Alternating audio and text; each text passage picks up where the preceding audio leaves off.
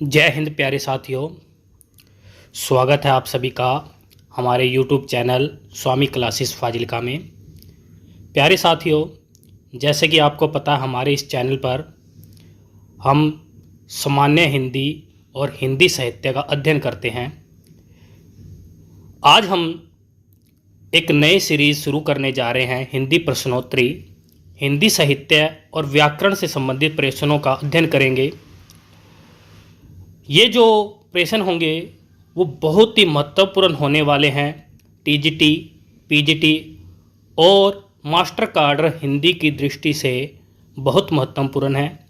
प्यारे साथियों, इस सीरीज़ में हम आज की जो क्लास में हम हिंदी साहित्य और व्याकरण से संबंधित उन प्रश्नों का अध्ययन करेंगे जो अक्सर परीक्षाओं में पूछे ही जाते हैं।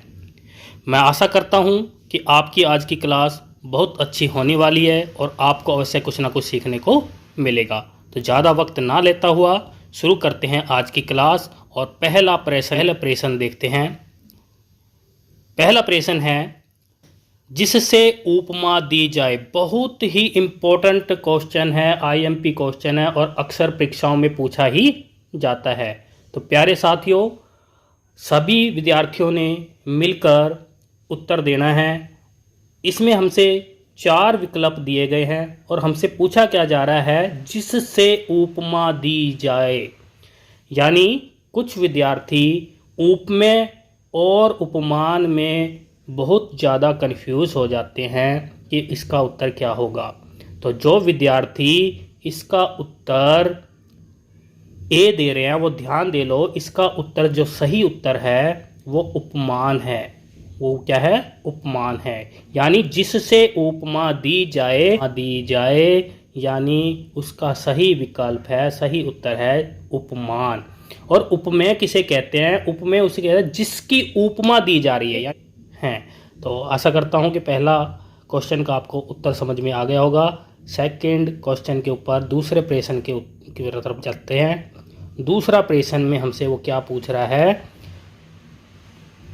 दूसरा प्रश्न देखो, सूर्य जिस पर्वत के पीछे निकलता है। यानी हमसे वो यह पूछ रहा है कि वह स्थान बताओ, वह चीज़ बताओ, वह पर्वत बताओ जिसके पीछे सूरज निकलता है।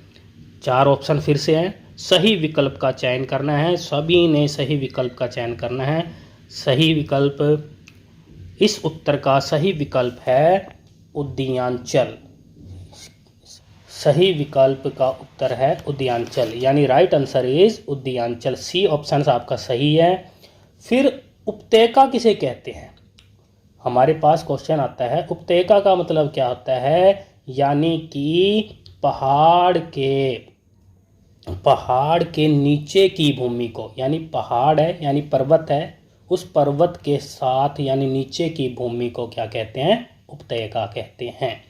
इसके समानार्थिक शब्द है उपत्यका के समानार्थिक शब्द तराई, घाटी, तटपटी, दामन, वारी आदि इनके कहा जाता है। उपत्यका का विपरीत अर्थक शब्द क्या होता है? अधित्यका। ये इसका विपरीत अर्थक है, जिसका अर्थ क्या होता है? पर्वत के ऊपर के समतल भूमि, यानी पर्वत के ऊपर की समतल भूमि इसे बोलते हैं। तीसरे क्वेश्चन की तरफ चलते हैं।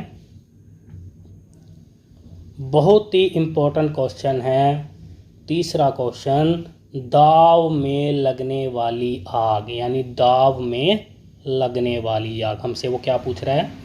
दाव का मीनिंग क्या होता है? जंगल, यानी कि जंगल में लगने वाली आग। जंगल में लगने वाली आग को क्या कहते हैं? फिर से 4 ऑप्शन है आपके पास, 4 विकल्प है। सही विकल्प का आपने चयन करना है। सही विकल्प, इस उत्तर का तीसरे प्रश्न का उत्तर सही है। सी ऑप्शन सही आएगा। दाव में लगने वाली आग को क्या कहते हैं? दावानल। क्या कहते हैं? दावानल। बड़वानल किसे कहते हैं? यानी समुंदर में लगने वाली आग को बड़वानल कहते हैं। और पेट में लगने वाली आग, यानी पेट में लगने वाली आग को जेठरानल कहते हैं। ये अक्सर परीक्षा में पूछा ही जाता है। जो विद्यार्थी ए ऑप्शंस लगा रहे थे वो ध्यान दे ले, दाव में लगने वाली यानी जंगल में लगने वाली आग दावा नल, और पेट में लगने वाली को जेठरा नल, और में आग लगने वाली को बड़वा नल कहा जाता है। चौथे क्वेश्चन की तरफ चलते हैं। 10 वर्षों का समय, यानी चौथे नंबर क्वेश्चन में, 4 नंबर क्वेश्चन में हमसे वो क्या पूछ रहा है, 10 वर्षों का समूह। 10 वर्षों का समूह, फिर से 4 ऑप्शंस हैं, सही विकल्प का चयन करना है और उत्तर देना है। 10 वर्षों का समूह, राइट आंसर इज दशक कहलाता है। सी आंसर इसका राइट है, सी ऑप्शन इसका राइट है। और 100 वर्षों का समय शताब्दी कहलाता है। 100 वर्षों का समय क्या कहलाता है, शताब्दी कहलाता है। 5 नंबर क्वेश्चन की तरफ चलते हैं। 5 नंबर क्वेश्चन देखो क्या कहते हैं, यानी एक शब्द का चयन करना है जो 2 वेदों को जानता हो, उनका एक 4 विकल्प, फिर से सही विकल्प का चयन करना है। 5वें नंबर क्वेश्चन का सही उत्तर है ए ऑप्शन सही आएगा, द्विवेदी। द्विवेदी को 2 वेदों को जानने वाले को क्या कहा जाता है, द्विवेदी कहा जाता है। और जो 2 भाषाओं को जानता है उसे द्विभाषी कहते हैं। जो 2 भाषाओं को जानता है उसे द्विभाषी कहता है। दुष्पाच्य का अर्थ है, दुष्पाच्य किसे कहते हैं, जो ठीक तरह से न पचे, जो पेट में ठीक तरह से न पचे, यानी जिसको कठिन पचाने में कठिनाई महसूस हो उसे दुष्पाच्य कहा जाता है। 6 नंबर क्वेश्चन की तरफ चलते हैं।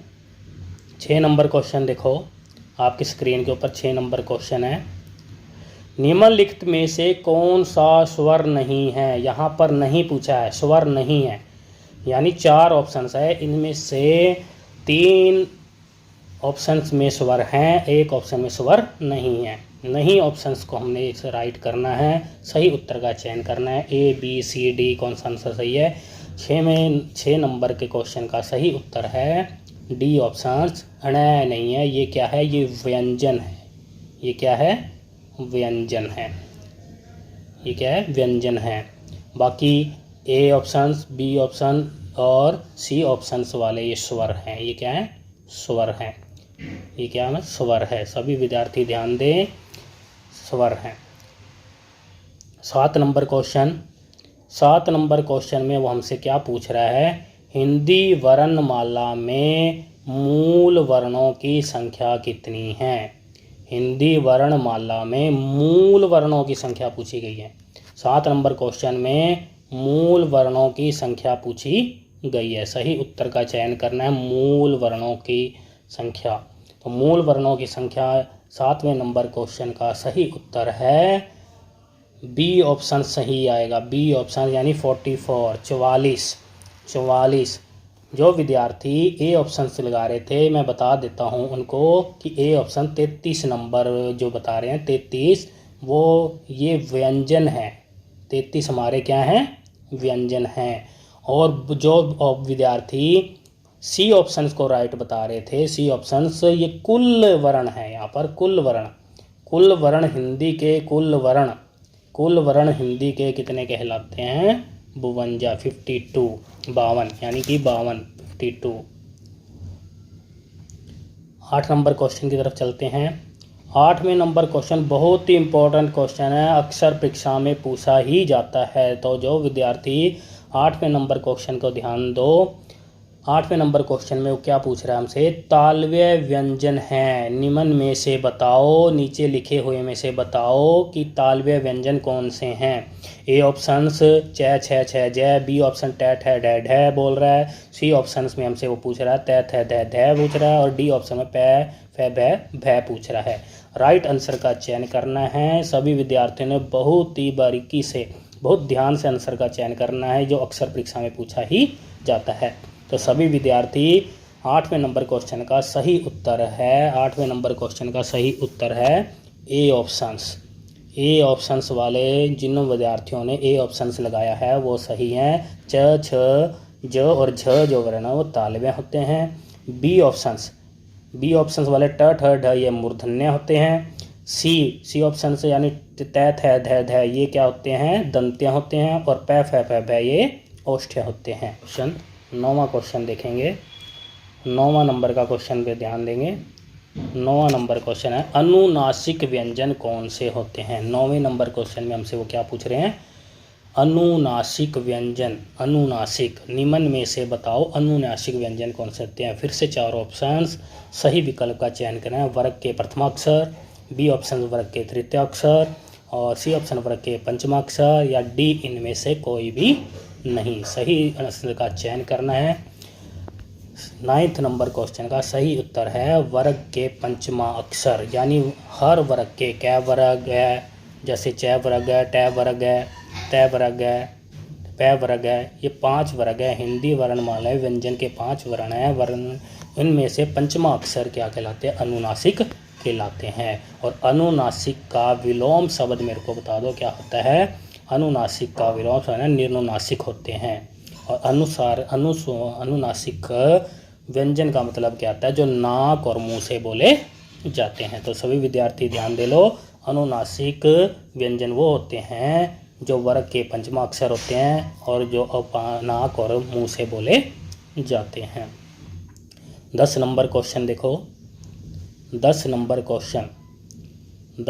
क्वेश्चन में हमसे वो क्या पूछ रहे हैं, प्रयत्न के आधार पर लय किस प्रकार की ध्वनि है। प्रयत्न के आधार पर पूछना है, लय ध्वनि का बताना है। जो लय ध्वनि है वो किस प्रकार की ध्वनि है। ए ऑप्शंस में पूछ रहा है, वो उत्तर हमें से दे रहे हैं, वो क्षिप्त है, बी ऑप्शन प्रकंपित है, सी पार्श्विक है, और डी संघर्षहीन है। सही उत्तर का चयन करना है, जो अक्सर परीक्षा में पूछा ही जाता है। सही उत्तर है 10वें नंबर क्वेश्चन का सही उत्तर है पार्श्विक, यानी लय जो व्यंजन है वो पार्श्विक है। लय, जब हम मुंह से लय बोलते हैं तो हमारी जीभ के पास में से हवा निकल के जाती है, ध्वनि निकल के जाती है, उसको पार्श्विक लय बोलते हैं। होता है प्रकंपित क्या होता है, रै व्यंजन को प्रकंपित बोला जाता है। 11वें नंबर क्वेश्चन की तरफ चलेंगे। 11वां नंबर क्वेश्चन देखो, सभी विद्यार्थी आपकी स्क्रीन के ऊपर है। 11वें नंबर क्वेश्चन पर अक्सर परीक्षा में पूछा ही जाता है। अक्सर परीक्षा में पूछा ही जाता है, अगर स्वर रहित वर्ण के बाद स्वर सहित रै आ जाए तो उसका रूप कैसा होगा। ए ऑप्शन रै फ्रै होगा, बी ऑप्शन पदेन रै होगा, सी ऑप्शन रै पूरा होगा, या डी ऑप्शन री होगा। सही उत्तर का चयन करना है।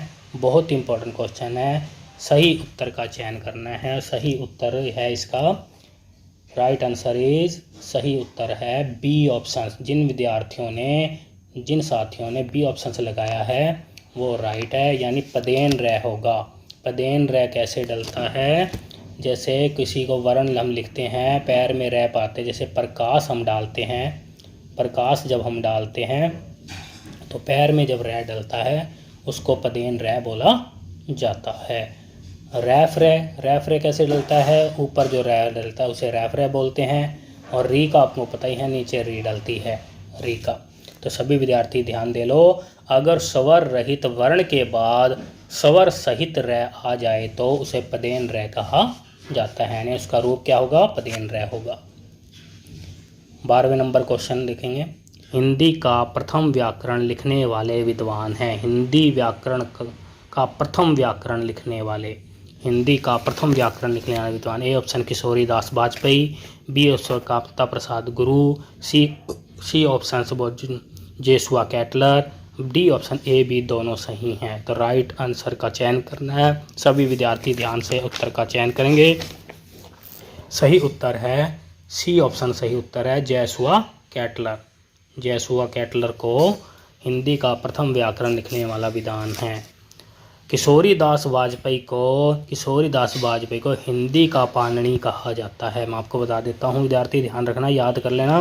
किशोरी दास वाजपेयी को हिंदी का पाणिनि कहा जाता है, और कामता प्रसाद गुरु को हिंदी व्याकरण का पाणिनि कहा जाता है। अगर आपसे पूछा जाए हिंदी व्याकरण का पाणिनि कौन, तो राइट आंसर आएगा कामता प्रसाद गुरु।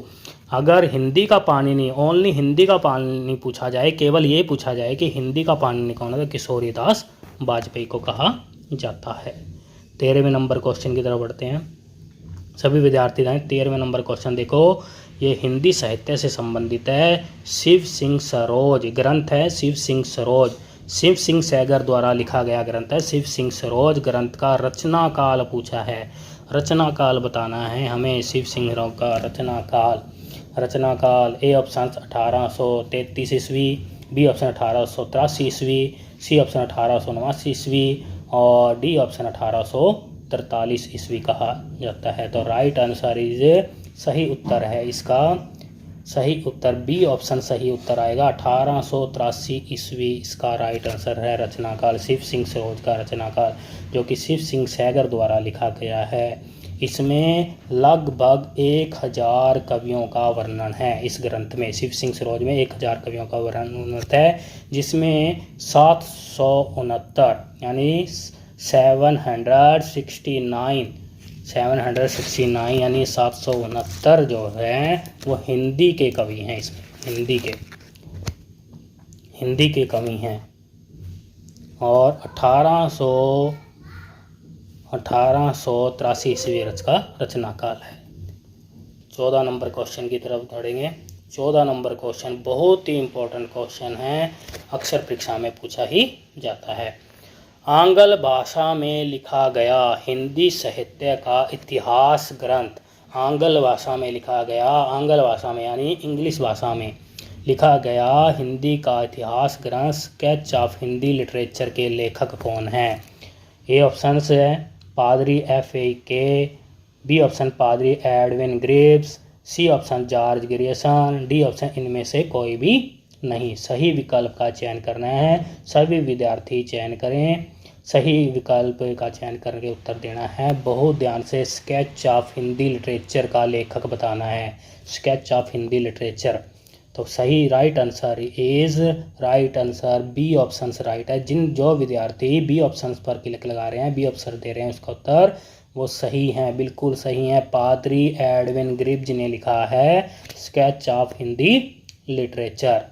और पादरी F.E.K ने कौन सा लिखा है? फिर पादरी F.E.K ने लिखा है history of Hindi literature. History of Hindi literature किसने लिखा है? पादरी F.E.K ने। और स्केच ऑफ हिंदी लिटरेचर किसने लिखा है? पादरी एडविन ग्रिव्स ने लिखा है। बहुत ही इंपॉर्टेंट ग्रंथ है। 15 नंबर क्वेश्चन की तरफ बढ़ेंगे। किस इतिहास ग्रंथ में लगभग 5000 कवियों का विवरण दिया गया है? निम्न में से ऐसा कौन सा इतिहास ग्रंथ है जिसमें लगभग 5000 कवियों का वर्णन दिया गया है? लगभग पूछ रहा है वो हमसे, क्या पूछ रहा है? लगभग। सही उत्तर का चयन करना। 4 विकल्प है, 4 विकल्प में पहला विकल्प है शिव सिंह सरोज, बी ऑप्शन में दे रहे हैं वो मिसर बंधु विनोद, सी ऑप्शन हिंदी साहित्य का इतिहास, डी ऑप्शन इनमें से कोई भी नहीं है। सही उत्तर का चयन करना है और अपना राइट आंसर देना है। सभी विद्यार्थी देंगे। सही उत्तर आ रहा है इसका, सही उत्तर आपका जा रहा है बी ऑप्शन, बी ऑप्शन मिसर बंधु विनोद, मिसर बंधु विनोद में, मिसर बंधु विनोद में। ठीक है, लगभग अगर पूछा जाए तो 5000 कवि हैं। अगर वैसे कुल पूछ लिया जाए, लगभग ना दिया जाए, तो इसमें 4591 के करीब इसमें कवियों का वर्णन किया गया है। शिव सिंह सरोज में मैंने आपको बता ही दिया है लगभग 1000 कवि। ठीक है, लगभग 1000 कवि। अगर पूरा पूछ ले 1003, अगर पूरा पूछ ले तो 1003 आंसर देने हैं। तो सभी विद्यार्थी ध्यान से दें। हिंदी साहित्य का इतिहास ग्रंथ किसका है? हिंदी साहित्य का आचार्य रामचंद्र शुक्ल का। हिंदी साहित्य के इतिहास ग्रंथ का रचनाकार कौन है? आचार्य रामचंद्र शुक्ल। 16वें नंबर का क्वेश्चन देखेंगे। 16वां नंबर क्वेश्चन बहुत इंपॉर्टेंट है। डॉक्टर राम कुमार वर्मा ने हिंदी साहित्य का आरंभ कब से माना? डॉक्टर राम कुमार वर्मा ने हिंदी साहित्य का आरंभ कब से माना? यानी इन्होंने अपना ग्रंथ हिंदी साहित्य का आलोचनात्मक इतिहास में हिंदी साहित्य का आरंभ कब से माना है? मैं आपको बता देता हूँ। डॉक्टर राम कुमार वर्मा ने हिंदी साहित्य का इतिहास ग्रंथ लिखा है, हिंदी साहित्य का आलोचनात्मक इतिहास, जो कि एक अधूरा ग्रंथ है। और इन्होंने अपना जो हिंदी साहित्य का आरंभ माना है वो 693 ईस्वी से माना है। 693 ईस्वी, राइट आंसर है 693 ईस्वी। और इन्होंने आदिकाल को संधि काल और चारण काल नाम दिया है। संधि काल और चारण काल नाम दिया है।